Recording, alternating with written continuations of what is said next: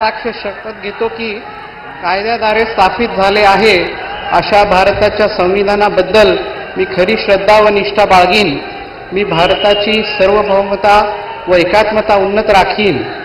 मी महाराष्ट्र राज्याचा राज्यमंत्री म्हणून माझी कामे निष्ठापूर्वक व सद्विवेक बुद्धीने पार पाडीन आणि संविधान व कायद्यानुसार सर्व तऱ्हेच्या लोकांना मी निर्भयपणे व निष्पक्षपातीपणे तसेच कोणत्याही विषयी ममत्वभाव किंवा आकस न बाळगता न्याय वागणूक देईन।